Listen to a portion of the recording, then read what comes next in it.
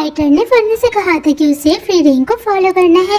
फ्रीरेन जानती है कि डीमन किंग के कैसल तक पहुंचने में उन्हें 10 साल का समय लगेगा।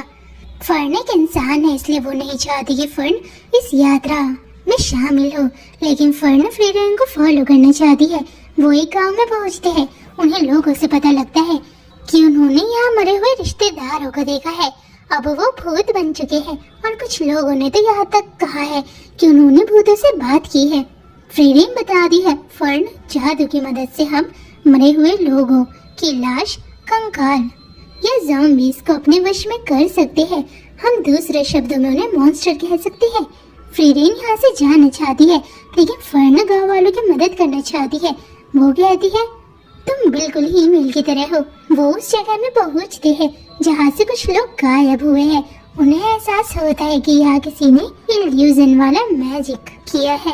फ्रीरेन को एक मॉन्स्टर पर शक है जो मायावी जादू का इस्तेमाल कर सकता है। ये जादू आसानी से नष्ट नहीं किया जा सकता है। वो उन लोगों के भूतों को चुनता है जिनसे लोग प्यार करते हैं। योद्धा उन भूतों का मुकाबला नहीं कर सकते हैं। रात हो जाती है। उन्हें जंगल में हाइटर का भूत दिखाई देता है। वो मुस्कुराते हुए कहता है फर्न, आखिर तुम जादूगरनी बन ही गई। वो हैरान हो जाती है। वो कहता है तुम एक अच्छी लड़की हो। मैं यहाँ तुमसे मिलने के लिए आया था। मैं जानता हूँ तुम्हें जादू पसंद है। वो जानते हैं कि वो मॉन्स्टर है। वो इस समय भ्रम पैदा कर रहा है। जैसे ही फ्रीरेन मैजिक का यूज करने वाली होती है, तभी हीमेल उसके सामने आता है। वो जानती है कि ये हीमेल का असली भूत नहीं है। वो कहती है मुझे लगा इस बार मेरी मास्टर मेरे सामने आएगी। मुझे नहीं पता था कि हीमेल मेरे सामने आएगा। इसका मतलब ये हुआ कि मैं बदल चुकी हूँ। वो कहता है मुझे मारो। वो फ्रीरेन को अपने आप को मारने के लिए इसलिए कह रहा होता है ताकि वो अपने असली रूप में आ सके। फ्रीरेन उसे मारती है। हाइटर के ऊपर एक मॉन्स्टर बैठा होता है जो लोगों में भ्रम पैदा करता है। वो उसे मारते हैं। रास्ते में उन्हें एक ड्रैगन दिखाई देता है जो सो रहा होता है। उसके पास खजाना है। उस खजाने में एक किताब है जिसका नाम ग्रीमयोर है। फर्न उस घोंसले पर हमला करती है। ड्रैगन जाग चुका है। फ्रीरेन भाग जाती है। फर्न के पीछे वो ड्रैगन होता है। फर्न भी भागती है। वो मरने से बहुत ज्यादा डरती है। वो अब एक सुरक्षित स्थान पर पहुंच चुके हैं। फ्रीरेन कहती है हमें ड्रैगन को हराने में एक योद्धा की जरूरत पड़ेगी। ईसेन ने उससे कहा था कि इस यात्रा में तुम्हें मेरे एक शिष्य की जरूरत पड़ेगी। वो उसका नाम और पता बताता है। वो उस योद्धा को ढूंढ रहे हैं। उन्हें वो मिल चुका है जो ड्रैगन को मार सकता है। वो उसे अपने माथे का निशान दिखाकर कहता है ये निशान मुझे उस ड्रैगन ने दिया। फ्रीरेन कहती है क्या तुम वही योद्धा हो जिसके बारे में ईसेन ने हमें बताया था? वो कहता है मेरे मास्टर ने आपको यहाँ भेजा है। और आप कौन हो? वो कहती है मैं एक मेज हूँ। मेरा नाम फ्रीरेन है। वो अकेले में बात करते हैं।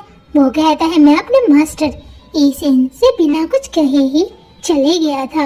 वो कहती है मुझे एक किताब चाहिए जो उस ड्रैगन के घोंसले में है। सच कहूँ तो ये मेरी एक आदत बन चुकी है। वो याद करती है अतीत में वो अपने जादू से सबको खुश किया करती थी। वो सब साथ में बहुत खुश थे। वो कहती है मैं बेवकूफ हूँ क्योंकि मैं मंत्रों को इकट्ठा किया करती थी। वो कहते हैं आप बहुत अजीब हो। वो कहती है हाँ। फ्रीरेन कहती है तुम्हें युद्ध का कितना एक्सपीरियंस है? वो कहता है आज से पहले मैंने किसी से भी युद्ध नहीं किया क्योंकि मैं मरने से डरता हूँ।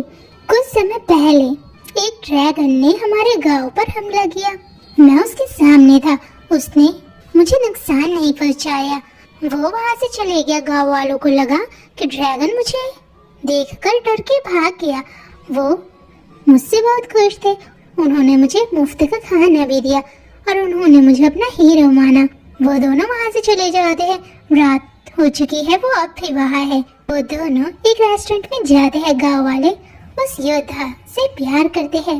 वो इनमें जा रहे हैं। फ्रीरेन को याद आता है कि ईसेन ने उस योद्धा के बारे में उसे बताया था कि बहुत समय पहले एक मॉन्स्टर ने उनके गांव पर हमला किया था। वो बिल्कुल मेरी तरह है।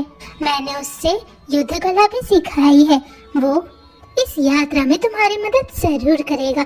वो एक अच्छा योद्धा है। वो इस समय युद्ध का अभ्यास कर रहा है। फर्न वहाँ आती है।